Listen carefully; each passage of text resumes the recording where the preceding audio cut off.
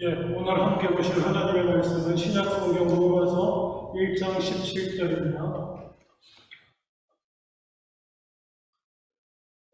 함께 읽겠습니다. 로마서 1장 17절 시작. 복음에는 하나님의 의가 나타나서 믿음으로 믿음에 이르게 하나니 기록된 바 오직 의인은 믿음으로 말미암아 살리라 함과 같으니라. 아멘. 로마서 1장 17절 말씀입니다. 이미 다 아시겠지만 오늘은 종교개혁 주일로 지킵니다. 그리고 내일은 10월의 마지막 밤입니다. 10월 31일인데 내일은 무슨 날인지 아십니까 혹시? 캐나다와 이 미주 이쪽에는 할로윈 데이를 지키지만 종교개혁 기념일이 내일입니다. 10월 31일이 종교개혁 기념일입니다. 할로윈 데이는 기억하실지 몰라도 종교개혁 기념일을 기억하시는 분은 많이 없을 줄 압니다. 종교개혁의 주일날 할로윈 데이에 대해서 말하고 싶지는 않은데 어저께인가요?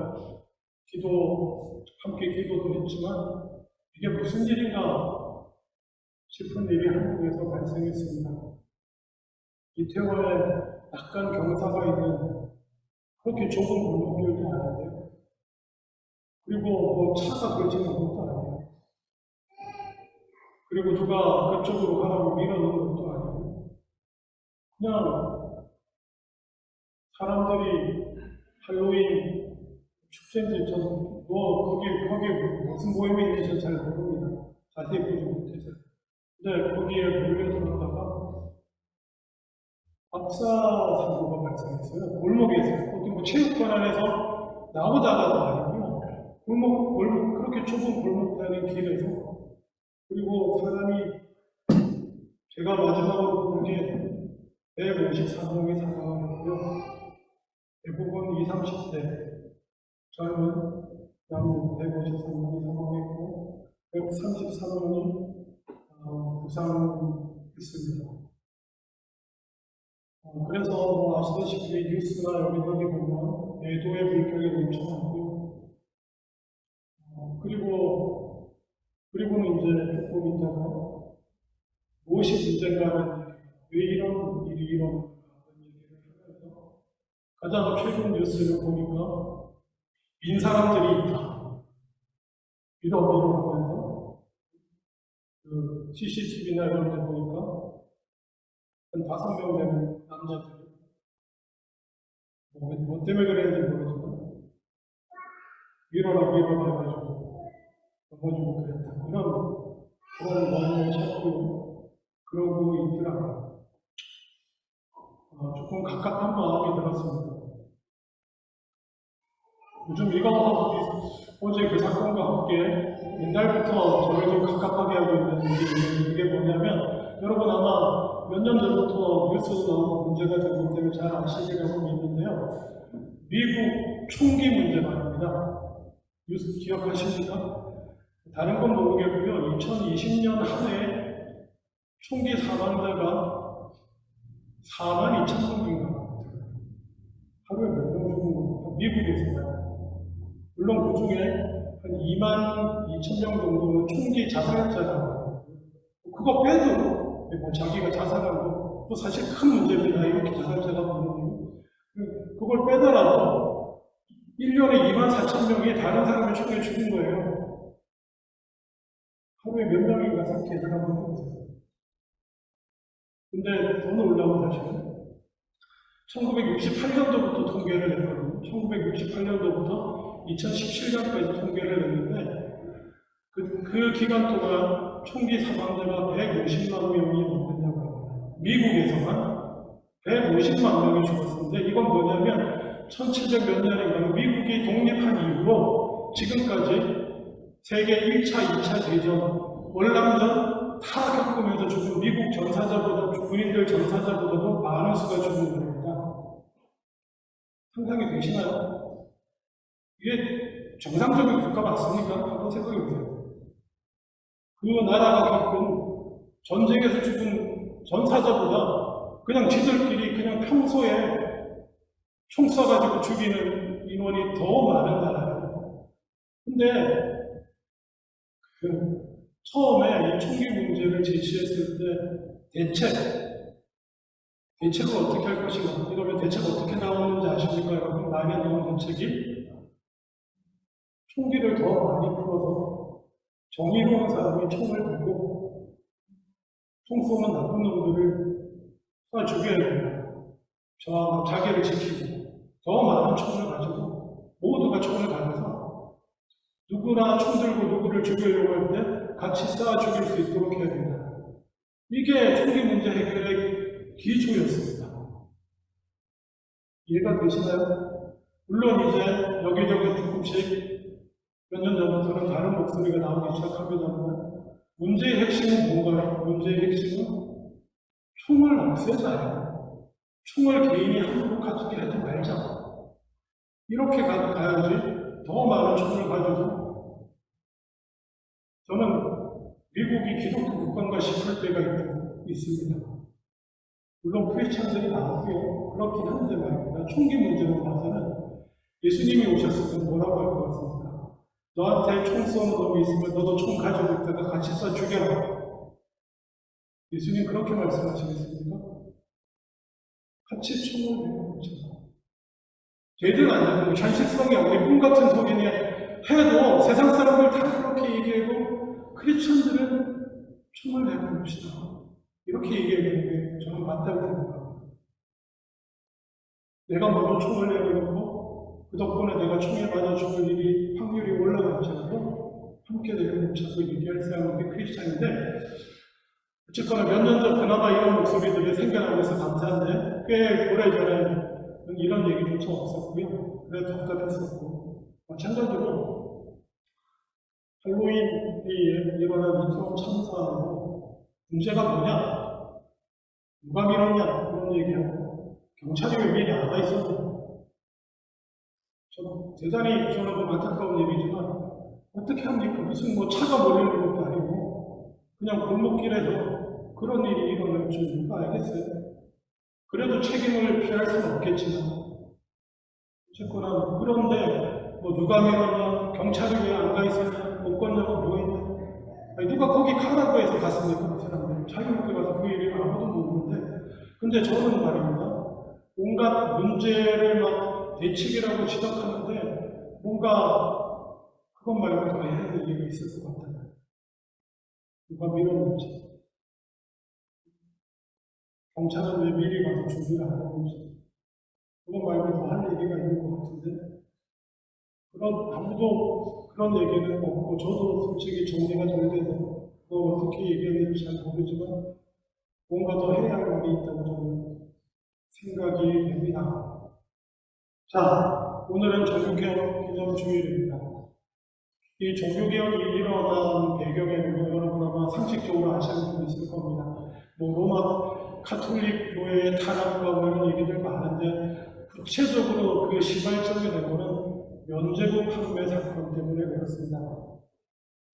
면죄부 이 정도는 아마 아실 거예요. 면죄부가 뭐냐 하면은 먼저 죽은 조상님들, 친척들을 위해서 이 면죄부를 쓰면 영옥이나 지옥에 가 있던 영혼이 천국 직행할 수 있어요. 가톨릭에는 영옥 개념이 있습니다. 어쨌든 천국으로 올라갈 수 있게 해준다 라는 것으로서 돈을 받고 살았어요. 근데 저는 이번에 아는 역사를 자세히 살펴보니까 이 종교개혁이 일어날 당시에 면죄부가 갑자기 생겼냐? 봤더니 그게 아니에요. 면죄부는 꽤 오래 전부터 존재했었습니다. 그러니까 예를 들면 이런 거예요. 귀족이나 부자나 이런 사람들이 큰 돈을 주고 헌금하는 형식으로 교회에 헌금하는 대신에 면죄부 같은 면죄부를 삽니다. 그러면 옛날 면죄부는 진짜 근사해요. 집에 이렇게 멋있게 붙여놓고 꽤 큰 겁니다. 큼지막하게 누가 몇 년도 뭐 그때 뭐 자기 조상 누구 뭐 아버지 할아버지 뭐 누구를 위해서 이렇게 했다고 뭐 그림도 멋있게 그려져 있고요. 그리고 거액을 드리는 거예요. 그리고는 이게 이렇게 평가하더라고요. 이거 중세식 효도. 자기가 생각할 때 특히나 귀족들 자기 조상이나 아버지나 할아버지 뭐 전쟁하고 뭐 정치적 암투하고 뭐 재산 보고 이러면서 나쁜 짓 많이 했잖아요. 분명히 지옥 갔을 것 같은데 잘해줘봐야 가톨릭 세계관 속에서 연옥이 있을 것 같은데 그거를 후손인 자기가 돈을 들여서 이렇게 구제해드린다 뭐 이런 개념을 교회에서 제시해가지고 헌금도 받고 그리고 은사하고 이렇게 하나 딱 주면은 집에 딱 걸어놓으면 이게 마치 우리나라 열려는 교회 효도 무슨 상같이 그런 느낌이 있는 거라고 했어요. 그래서 원래 이게 뭔가 이상하다, 이거 문제 있다 싶은 생각을 하면서도 이런 면에서도 좋고 뭐 교회도 헌금 받고 뭐 귀족들도 헌금 많이 하고 뭐 효도도 하는 느낌도 있고 하니까 뭐 이런 지나갔었는데 이거를 그 가톨릭 교회가 성 베드로 성당이라고 아실 겁니다. 지금도 유명한 관광지인데 그 성당을 지으려니까 자금이 부족한 거예요. 그래서 큰 귀족들한테만 귀족들 효도 대잔치 형태로 이렇게 팔던 면제부를 그냥 모든 제국 시민들에게 다 팔기로 작정을 해요. 심지어 세일즈맨이 있어요. 면제부 세일즈맨들은 진짜 입에 담기도 어려운 이상한 공갈 협박을 막 천국과 지옥에 관한 협박을 해대면서 면제부 효력에 대해서 막 아무것도 모르는 일반 사람들 벌벌 떨게 만들면서 이거 사야 된다. 그렇게 풀기 시작한 겁니다. 그나마 옛날에는 근사하게 만들어서 이렇게 자랑이나 달만하게 했고 이제 그냥 가난한 사람들 모두에게 팔잖아요. 그러니까 그야말로 요만한 데다가 어떤 사람은 면제부 세일즈 하는 사람이 자기가 성금 써가지고 이거 면제됐다 이거 얼마짜리인데 이렇게 해서 주고 팔고 이 지경까지 된 거예요. 그런데 그때도 뒤에서 수근수근만 하고 이게 이렇게 가면 안 되는 거예요. 누군가 일이 잘못된 것 같긴 한데 나서지는 못하고 이러고 있을 때 나섰던 사람이 마르틴 루터라고 여러분 교회 다니시면 이 정도 이름을 기억해 두세요. 마르틴 루터라고 하는 그 당시 보면 독일 출신의 가톨릭 수도사이자 신학 박사이고 신학 교수이기도 했던 사람이 자기가 학생들 가르치고 공부하던 비텐베르크 성당 정문에 95개의 조합을 그 당시 이게 왜 문제인가? 면제부가 왜 문제이고 이 면제부를 발행하는 교황청이 왜 문제인가를 쫙 적은 다음에 토론하자고 했어요. 내가 틀렸으면 고칠게. 토론하자. 마틴 루터는 성경에 근거해서 95개를 붙였어요. 그냥 아마 여러분 평생에 그 95개 조문을 읽어보신 일도 없을 거고 신학생도 다 잘 안 읽습니다. 너무 많아서 많기도 한데 이번에 제가 그냥 몇 가지만 뽑았습니다. 대강 이런 거구나. 아까 그런 면제부들이 팔리고 있는 상황에서 이런 내용이었다는 것 제가 몇 개만 뽑아서 읽어드릴게요. 95개도 반박문 중에 3조 오늘의 서문은 내적인 회개만을 뜻하는 것도 아니고 그럴 수도 없는 법이고 만약 육신의 내적인 회개가 정욕까지도 정복하지 못한다면 회개는 무가치한 것이다. 그거는 그냥 면제부만 사가지고 회개하지도 않았는데 면제부만 사면 저기 뭐 연옥이나 지옥에 가있던 그 조상이나 누구의 회개의 의무와 상관없이 천국 보내준다는 거예요. 그러니까 말이 안 된다는 거예요. 회개라고 하는 것은 내적인 회개 그리고 삶의 변화까지 포함되어야 되는 것이고 또 사조의 그런 이유로 성도가 자기 자신을 버리지 않는 한 참회의 가치는 무용이며 징계 또한 계속될 것이며 성도의 생명이 끝날 때까지 괴로움은 계속될 것이다. 이게 뭐냐면 회개치 않으면 하나님의 징계 가운데 있는 삶을 살게 된다는 것입니다. 지옥 간다 이런 게 아니고 진정한 회개로 이런 삶의 변화가 없으면 하나님이 그 사랑하는 자녀 아들을 아버지가 징계하는 것처럼 계속 징계하고 말하는 것이고요. 그리고 이게 5조가 중요한데 교황은 그 직권으로 교회의 권위를 이용해서 징계나 그 어떤 벌도 용서할 권세를 갖지 못한다. 교황이 무슨 인간의 죄 문제에 대해서 하나님이 징계하시는 그 삶을 통해서 징계하시는 부분에 대해서 교황이 그거를 회개해주고 용서해줄 권한이 없다는 거예요. 면제부는 그게 있다는 겁니다. 교황의 이름으로 말했기 때문에 교황이 된다고 말했으니까 말이 안 되는 것이고요. 또 22절 교황은 지옥에 있는 영혼에 대한 그 어떤 형벌도 사할 수 없는 너무 당연한 얘기인데 그때는 안 그렇다고 생각했어요. 죄 문제로 인한 형벌은 오직 성경적 방법으로서 현세에서 사함받아야 하는 것입니다. 말씀을 통해서 우리의 죄는 이 현세 살아가는 동안 용서받아야 되는 문제지 지옥에 가 있는 사람은 누구도 용서할 수 없다는 거예요.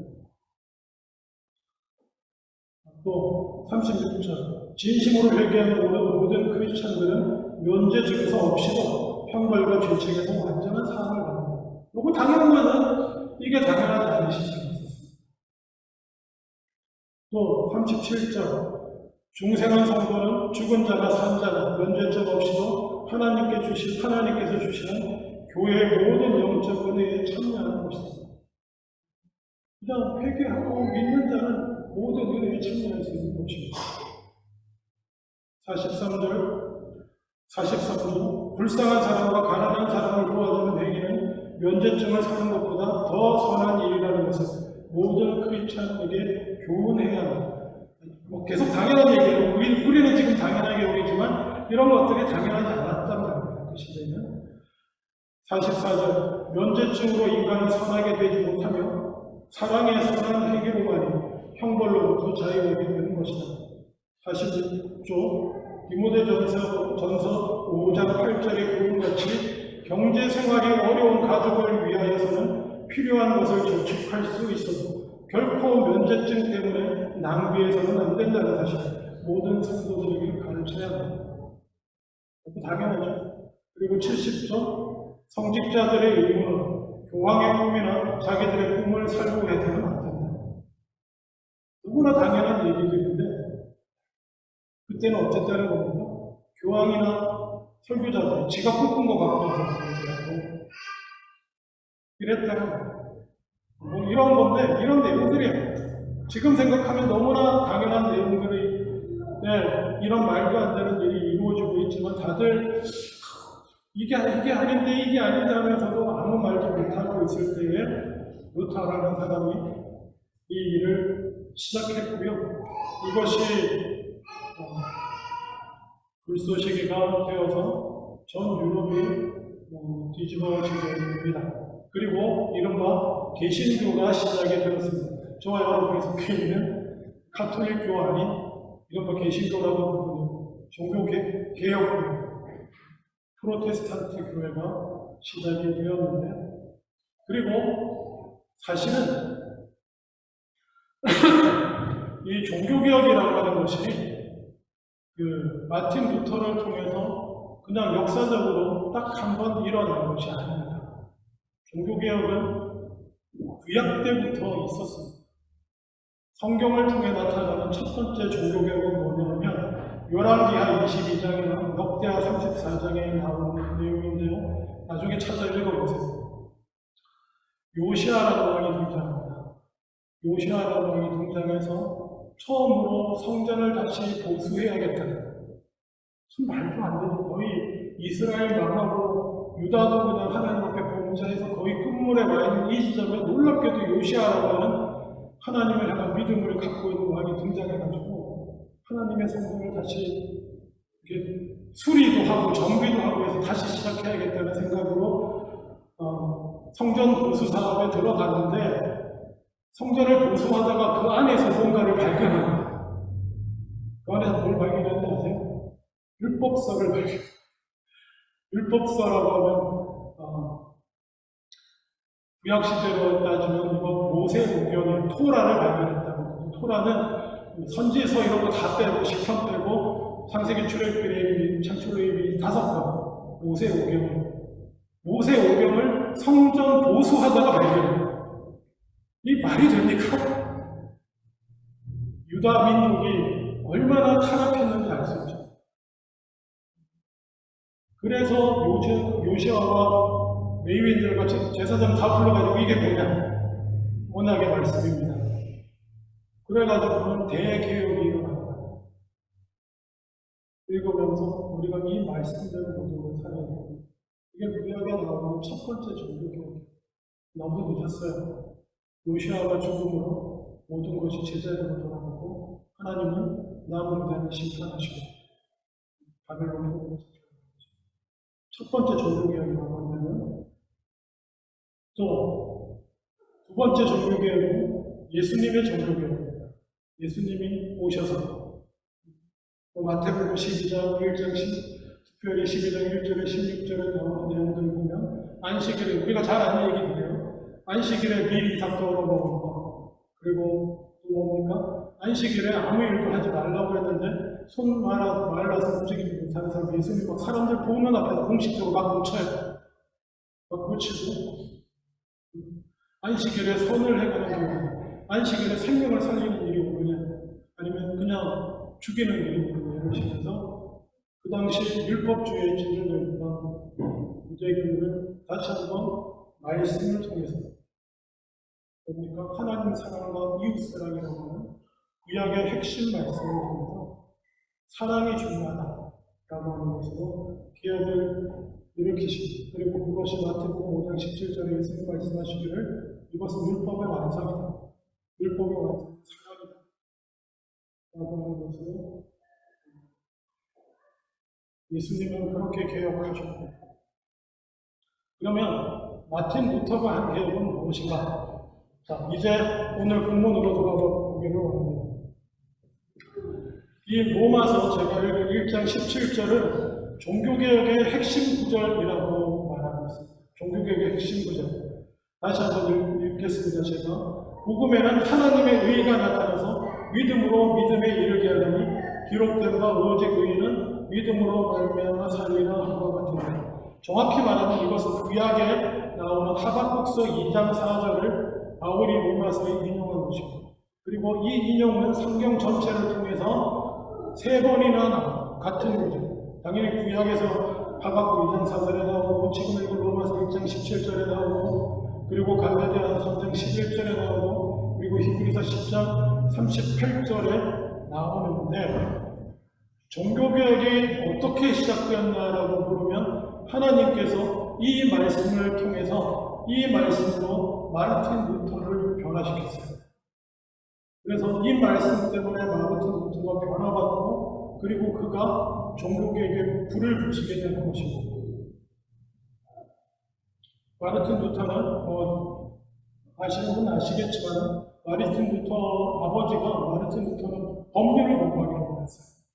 법률을 공부하기를 원했는데 마르틴 루터가 젊은 날 친구랑 길을 가다가 폭풍우 가운데 들어갔는데 같이 걷던 옆에 친구가 벼랑을 맞아 죽어요. 벼랑을 맞아 죽는 그 순간에 두려움에 사로잡혀서 그때는 가톨릭 시대니까 가정의 수호천사 성 안나에게 기도를 했답니다. 살려주면 수도사가 되겠다. 여러분 이해가 되죠? 이 분위기? 이 폭풍 가운데서 옆에 친구가 벼랑 맞아 죽는 이 상황 가운데 무사히 살려주시면 수도사가 되겠다. 이렇게 해가지고 신부가 되고 열심히 공부해서 신학 박사학위까지를 받습니다.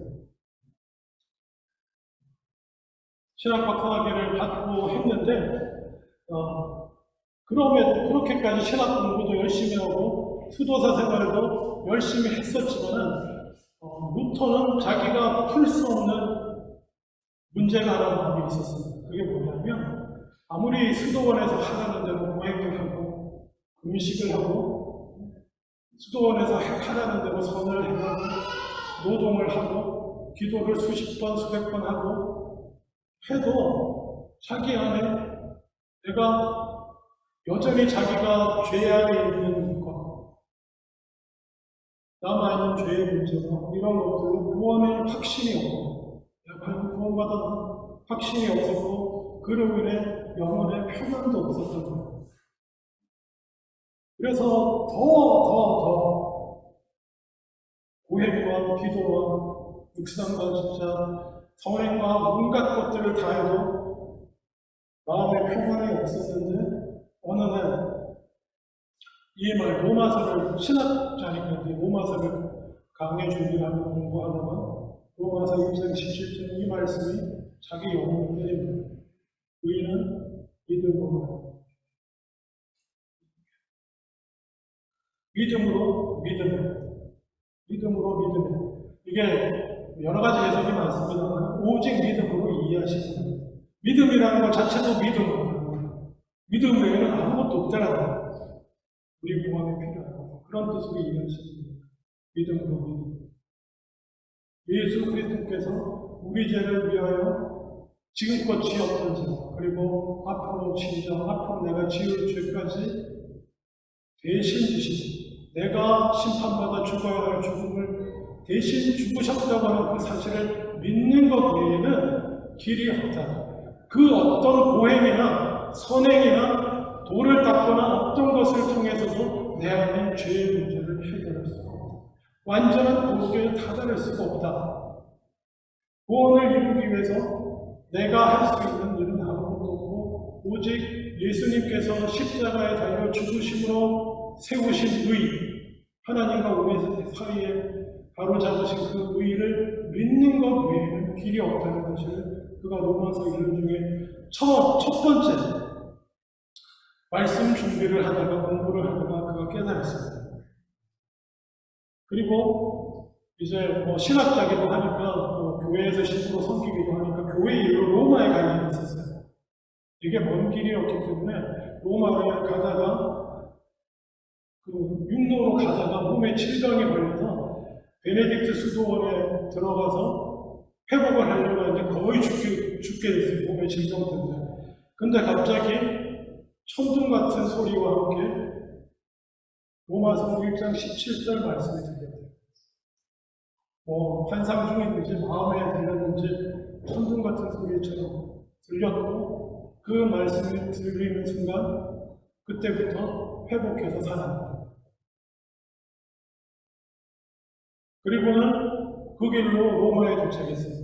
살아서 로마에 도착해서 보면 잘 거룩한 계단이라는 계단이 있다고 합니다. 제가 잘 못 읽은 것 같아가지고 이거는 스칼라 산타라고 해요. 스칼라 산타 영어로 그냥 홀리 스퀘어라고 하는 여기 교황청 올라가는 데가 근데 전설이 뭐가 있냐면요.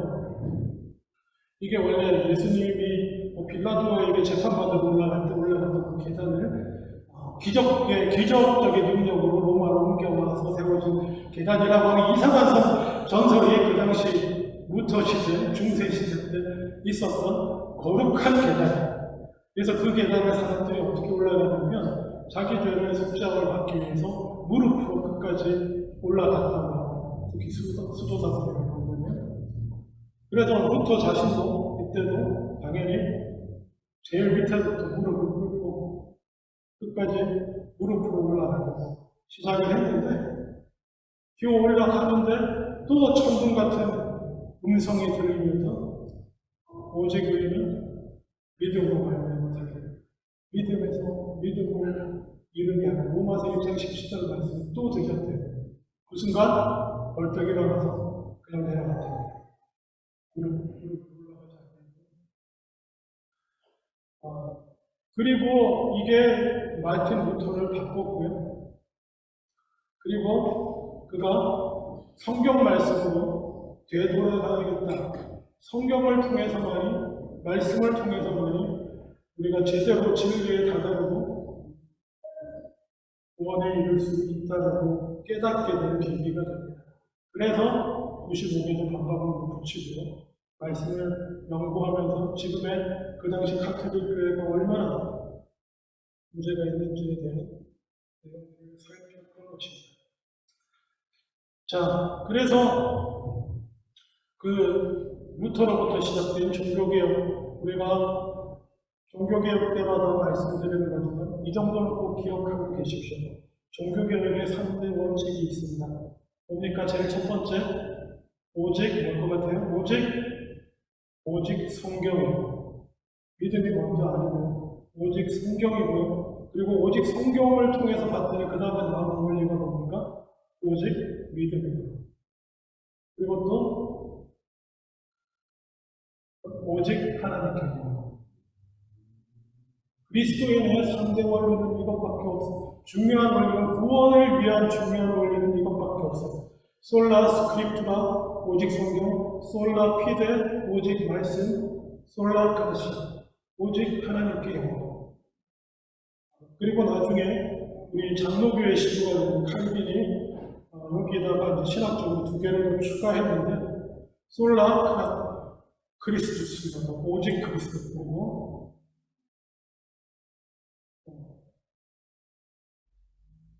솔라 그라시아는 은혜입니다. 죄송합니다. 제가 오직 말씀, 오직 믿음, 오직 은혜 행하는 오직 은혜. 그리고 여기다가 장로교 칼빈이 2개 추가한 게 오직 예수 그리스도 그리고 오직 하나님께 영광. 이렇게 그러니까 오직 꼭 이 정도는 기억하세요. 오직 뭐예요? 오직 성경 그리고 또 오직 믿음 오직 하나님의 은혜 그리고 또 오직 예수 그리스도를 통해서 오직 우리의 삶을 하나님께 영광. 그냥 이 원리뿐이에요. 이게 삶의 구원의 원리.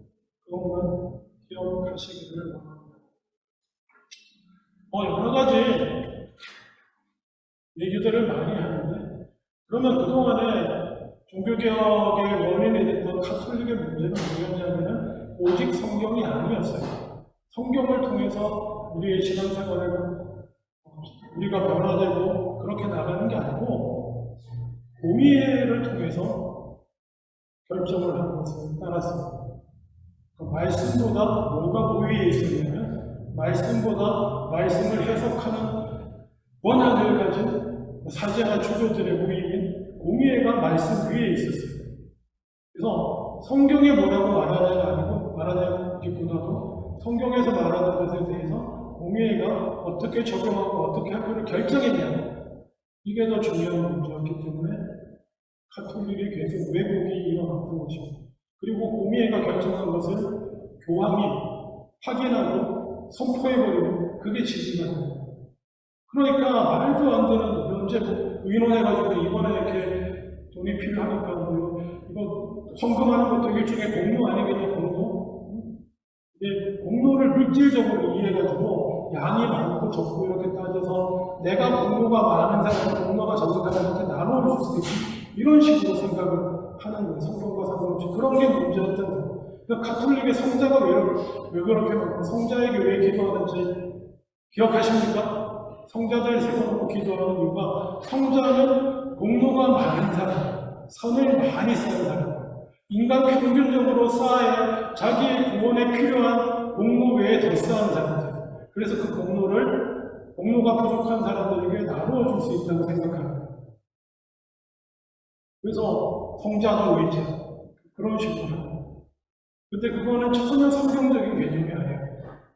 그냥 그리스 철학과 이런 것들을 갖고 와가지고 그런 개념이 있는 사람들이 모여서 성경을 은혜와 공로와 구원을 그런 식으로 해석해가지고 하면 끝이 어떻게 되는가? 면제도 헌금도 공로다. 이렇게 해서 해석해서 막 그런 식으로 만들어버려요. 그러니까 가장 중요한 것이 뭐라고? 오직 성경. 기억하세요. 말씀을 맺기를 원합니다.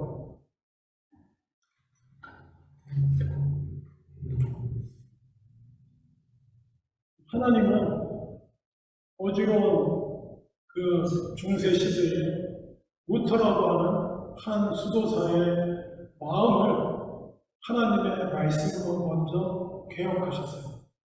말씀으로 먼저 움직이시고 그를 통해서 교회를 개혁하시고 바꾸시고 변화를 정화하고 변화를 시키셨습니다.